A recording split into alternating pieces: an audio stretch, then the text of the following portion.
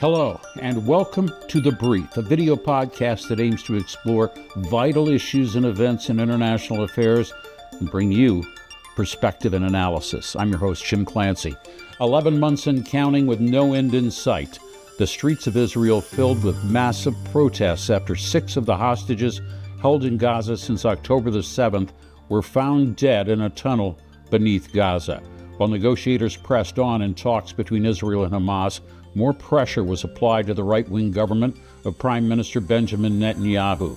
Some believe he does not want a deal to free the hostages and give up thousands of prisoners held in Israeli jails, many without charge.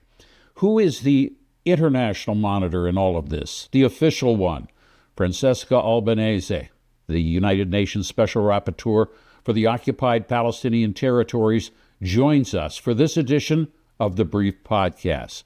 Francesca, hello and welcome to The Brief.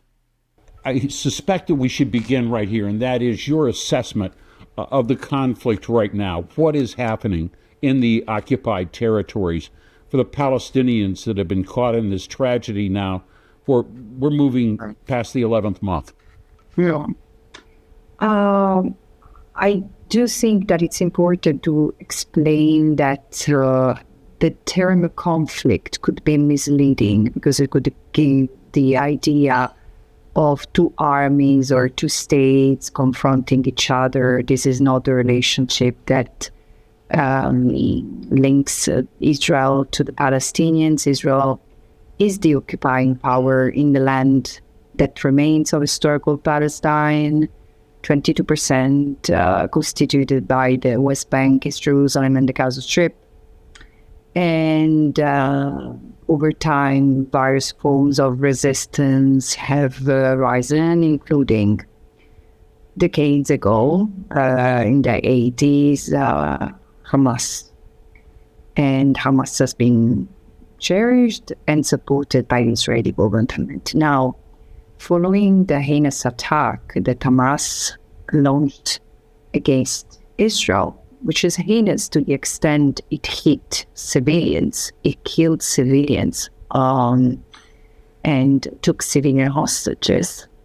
But this is, again, this is an act that occurred in the context of a protracted occupation that has turned into annexation. So this is the context. And as well, any form of oppression, especially protracted oppression, generates form of resistance. So the confrontation we have today in the Gaza Strip is between the most sophisticated, powerful, and well-funded army in the Middle East, one of the most sophisticated and powerful, not numerically, but strategically and with the support they endure. I mean, these days are in the army, which is confronting a population for basically, and among which certainly there are Hamas fighters, Qassam Brigades fighters. It is definitely not a symmetrical conflict. And over 11 months, the Palestinians in Gaza have faced the fury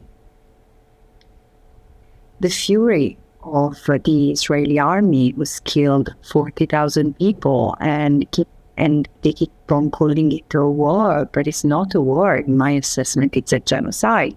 And while there is Hamas, for sure, Hamas military wing in fighting against Israeli soldiers in the Gaza Strip, not in Israel, there is no Hamas ruling in the West Bank. And still, over 11 months, Israel has killed 640 Palestinians, including 150 children, and taken more land, displaced over 20 Palestinian communities in rural areas of the Jordan Valley.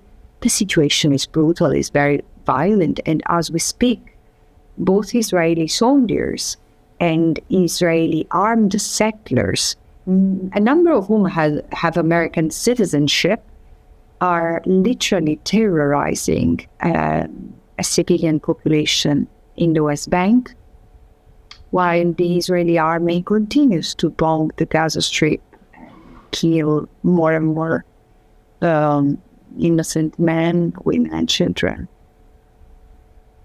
What is the goal that, you use the term genocide, strong term, others have used it as well, but you use it, and on what basis? When we, if you look at the overall conflict, and I use that term again, but if you look at the violence, let's call it what it is, you see that on some fronts, the Israelis, they just allowed a polio vaccination program, and they would point to that and say, you see, if it was really a genocide, we wouldn't do that. We wouldn't be allowing them to vaccinate their children against polio.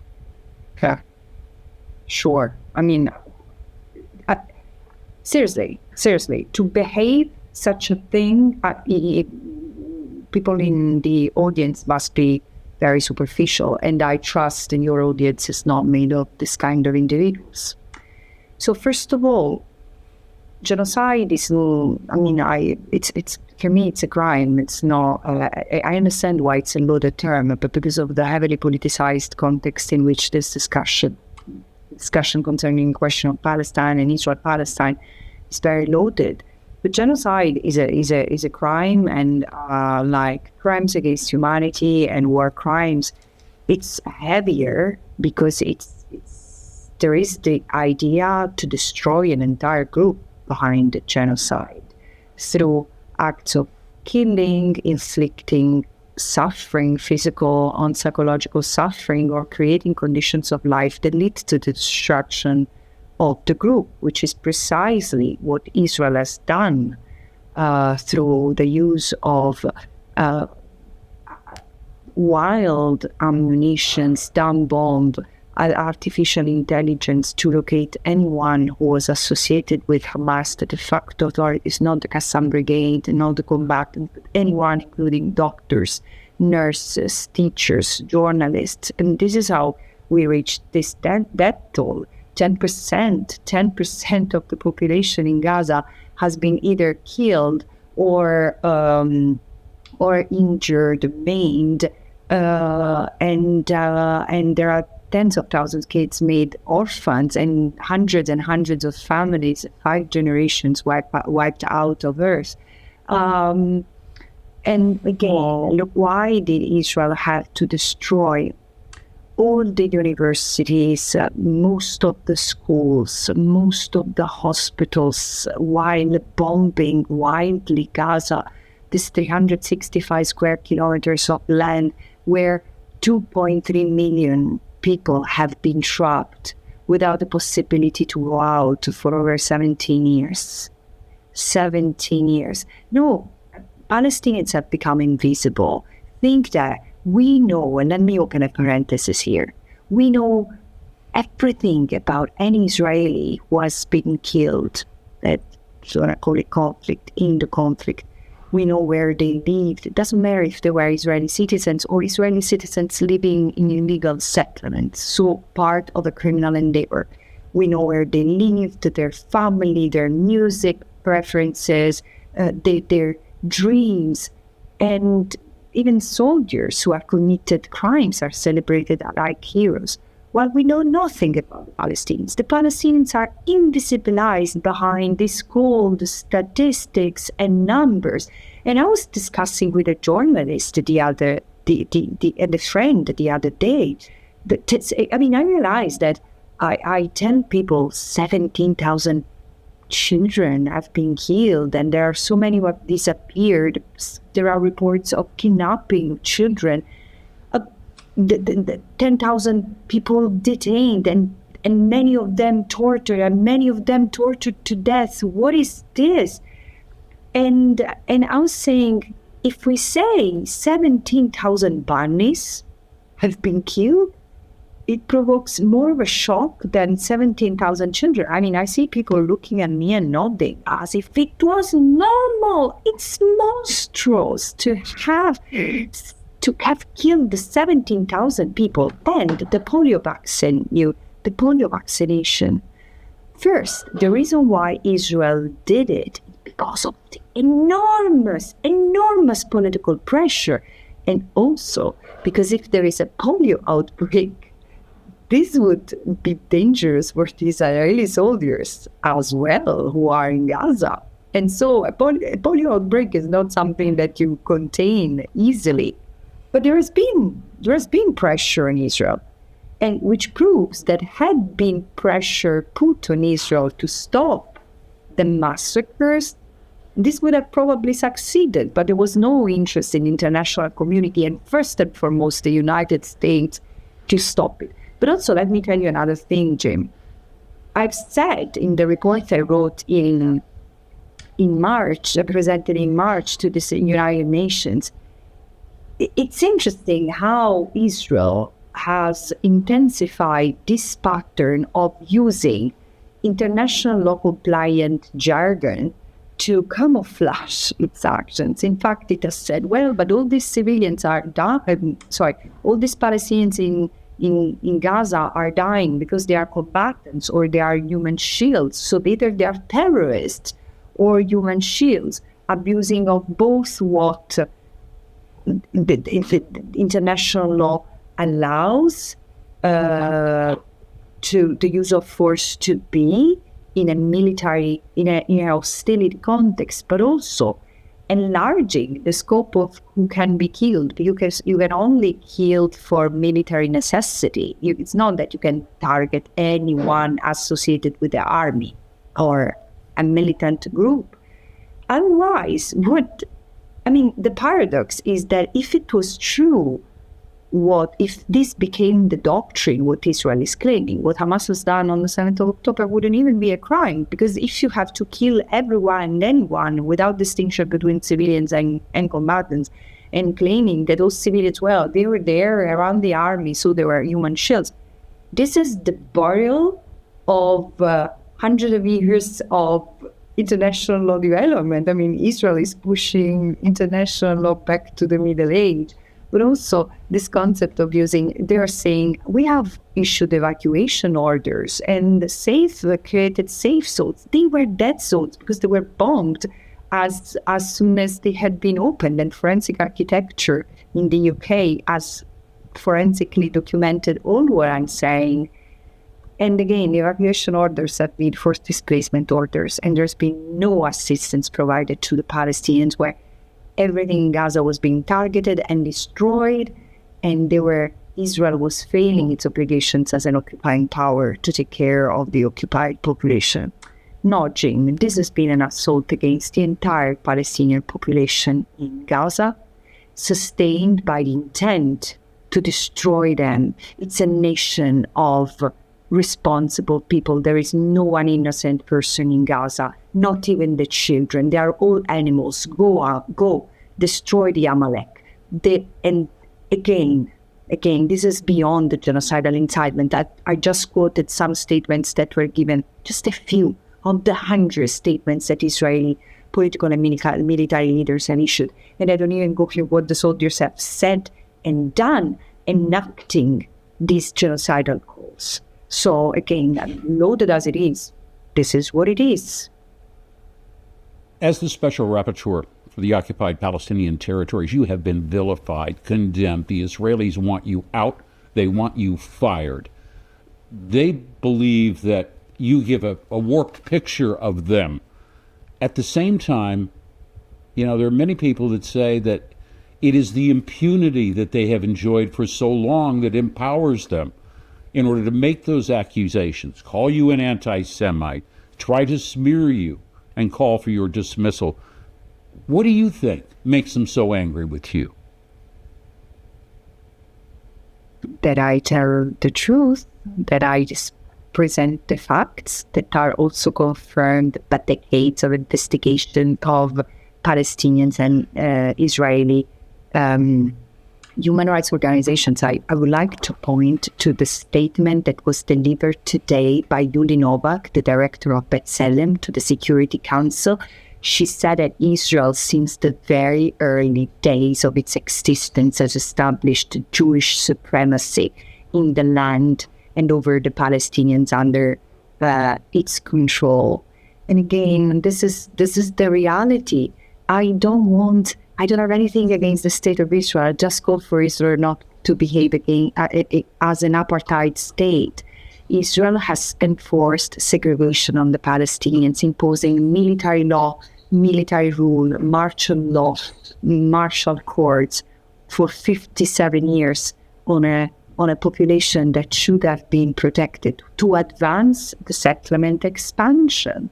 And to maintain the settlements, there has been an increasing military presence, and the more military presence, the more the settler came. So of course I upset Israel as anyone who puts them in front of a mirror and shows that image to the entire world. What upset Israel is someone who's that knowledgeable about the history of Palestine and the Israeli-Palestinian conflict, is also a lawyer asked by the Human Rights Council to document and report violations of international law occurring in the territory that Israel, now we can say, with relying on the authoritative opinion of the International Court of Justice, Israel has unlawfully occupied for 57 years.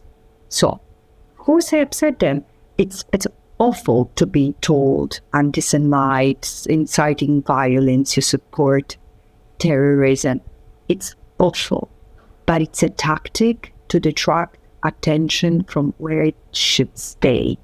Why Israel is in the occupied Palestinian territory. We all in the international community, we all recognize the security threats that Israel might face in the occupied Palestinian territory as it continues its land grabbing, its confiscation of land, its home demolitions, its arbitrary arrest and detention. But look, who like to live under oppression their entire life? I do not. Well, Prime Minister Netanyahu has been very clear. He wants to go for total victory. He's talking about total victory, Hamas, even the concept, the idea of this resistance being totally eliminated, being totally defeated. And there's a lot of other people with experience in the region that look at that and say, my God, this is not the way to do it. It would seem we are creating a new generation of young people who will grow up with anger in their hearts about what their parents, what their family members have suffered. I think that, it's a logical thought, but here, all the anger that I see is from the Israeli society toward the Palestinians who have been for 57 years under occupation. I mean, look, if what you say were true, that anger is proportional to the oppression, the Palestinians wouldn't be the quiet, peaceful people they largely are. And I don't even know where they find the strength to be so graceful and resistant and resilient. So I know that the average American, and I have an American child, and I've lived in the United States, and there are so many things that I love, but I also know that one of the limits of the average Americans is the Manichaean view of the world. It's either good or bad, it's either white or black, and there are no nuances. This is not something where, this is not a football match, a fight between two different teams. This is something extremely rooted in history and different claims over the land, but eventually you have two asymmetrical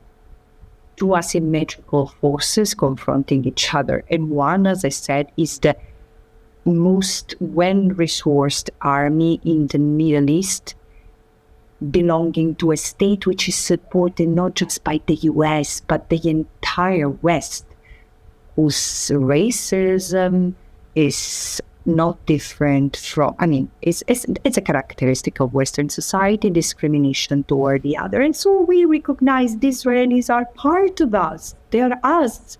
Because they're not.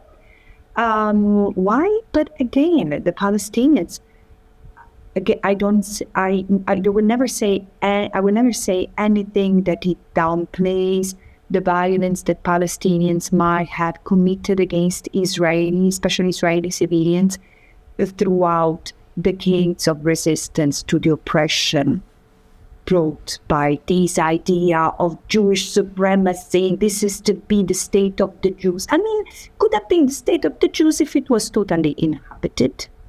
But because there were people, were non-Jews in that land, were kicked out, forced into refugee camps, and then even the small pieces of land that remained, what was their homeland, to which they were never allowed to return, is taken because Israel needs to realize greater Israel. So where are the Palestinians supposed to go? Where are they supposed to live? Who would like to live in this situation? Jim, I'm telling you, neither you nor me nor all the other sane people who are listening to us. Again, I understand how painful what I'm saying might sound to average American or American Jews who love Israel. I understand, and I do understand because I'm European, and I'm very, very familiar, sensitive, and respectful of the pain, the torment that has been inflicted on the Jewish people for centuries in our continent.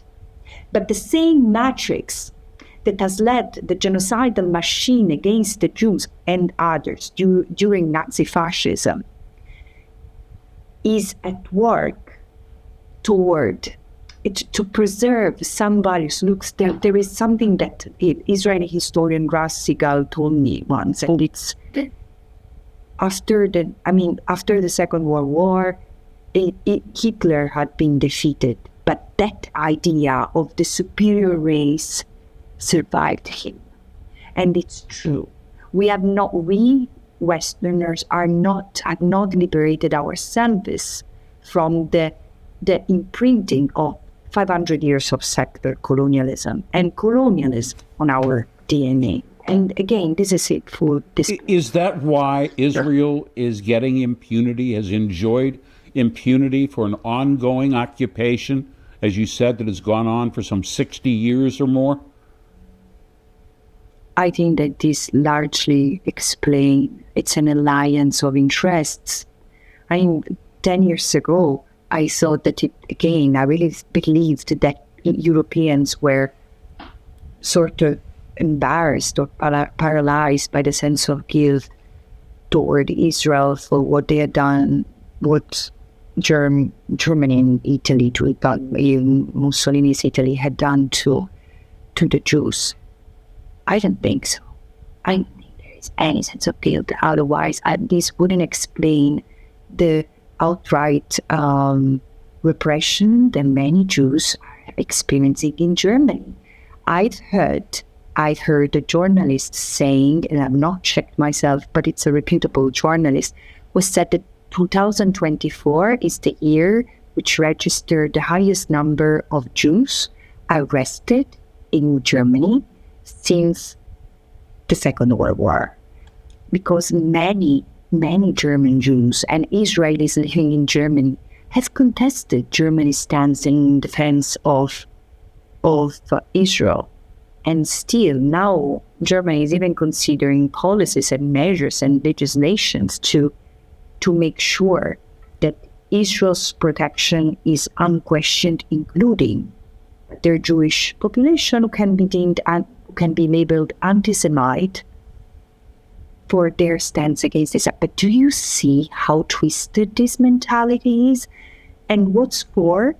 To protect a country which is, let's put aside the word genocide, that the International Court of Justice has recognized plausible, the risk of genocide plausible, prima facie in January already, and has issued provisional measures over provisional measures. So this is just to say it's not true that the ICJ has just admitted the case of South Africa. It recognizes the risk of genocide without even engaging in the merit.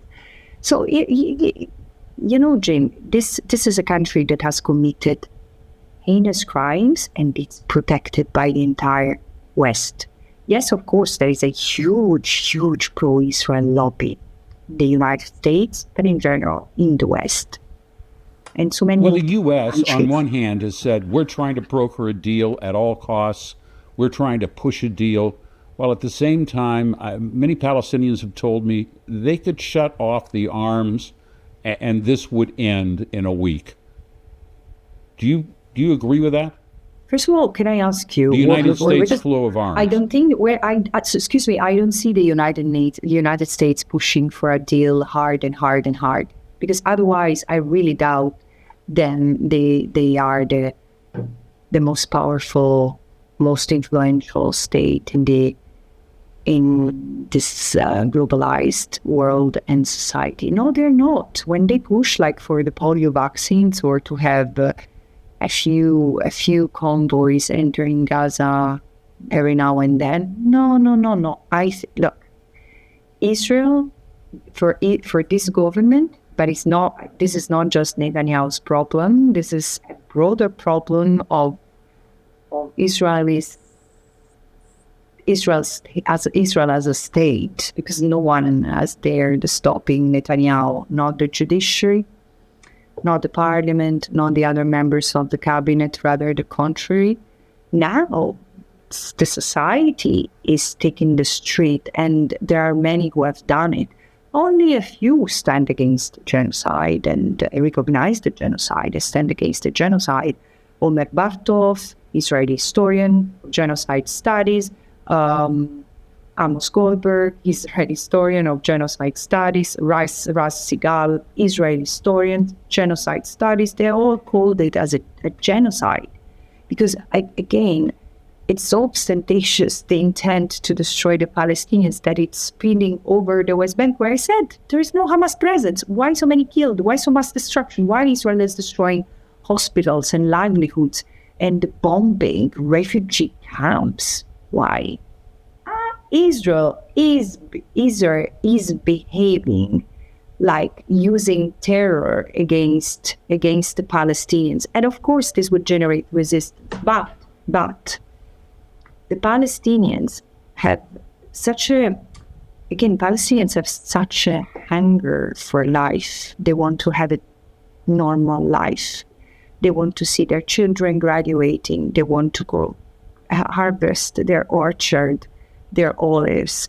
And really, it's so desperate among the Palestinians, this need for normalcy. And I'm afraid that the most Westerners are totally desensitized vis-a-vis the plight of the Palestinians, which tells the zero progress we have made in the last 75 years as a humanity. How frustrating is this job for you? Because you issue your reports, and let's be honest, they're largely ignored. People hear them, journalists hear them, the Palestinians certainly hear them. There are some countries like Ireland and Spain and others that are now standing up more forthrightly on behalf of the Palestinian people. But so much of the world is just able to walk away. And Israelis themselves, they've developed no empathy for what is happening to the Palestinian people right now. None.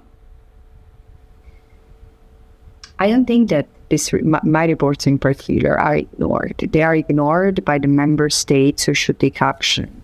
Look, there was a really strong article today on foreign policy by a former senior UN official who had been long-serving human rights official, and he was talking of the settler colonial bloc inside the UN, which is what I call the settler colonial club. And it's France and the US and the UK having veto power, but in general, look, it's the West. It's Europe, from which colonialism originated, and then Canada, the US, and Australia, with New Zealand following what Australia does. It's really the settler colonial bloc. And I say to the US, I mean, I understand you still have to reckon with the genocide that you Americans have committed against the Native Americans.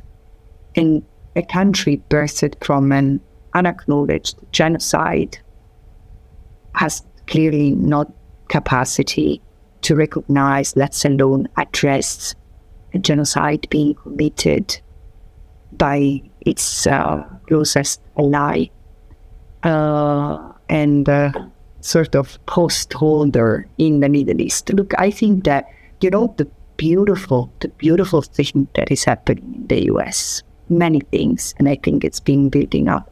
First of all, there is this increasing consciousness of, it's like what Fanon called the wretched of the earth. There is an increasing conscientization among the wretched of the earth that they have a common enemy, and it's systemic and it acts through the same modalities. But so there has been Black Lives Matter years ago starting to speak in unison with the Palestinian cause, and today there are youth movements against injustice, against environmental injustice, gender injustice, and Palestine sort of is at the center of it. They recognize the US hegemony, and they don't want it. They don't want crimes to be committed on their dimes. And this gives me hope. And what I've seen in October last year, I lived in the US during 2 wars against Gaza, 2012 and 2014, which were a sad prelude to what has happened over the last 11 months. And I was so positively surprised to see so many Jews, also Israelis. I mentioned Israelis because I knew Israelis in the crowd of those protesting at Capitol Hill in DC or at Central Station in New York. Again, the fact that they've engaged, they come out saying not in our name, and this is brilliant. And it again, there are a few Israelis who stand against it. The fact that there is part of the Jewish society in various in various parts of the West that gives me hope. Francesca Albanese, the United Nations Special Rapporteur for the occupied Palestinian territories. I want to leave it on that hopeful note. The students right now are gearing up to begin their protests again on campuses, and we're going to be watching that closely. But I think you're right. I think that the consciousness is changing. Slowly, I admit, very slowly, but it's changing. Again, thank you. Thank you, Jim. And thank you for joining us. Please explore many of our other episodes of the Brief Podcast. You can find us on YouTube, Spotify, and Apple Podcasts. Give us a like or subscribe. For a complete listing, you can find more information at thebriefpodcast.org. That's thebriefpodcast.org. I'm your host, Jim Clancy, and you've been briefed.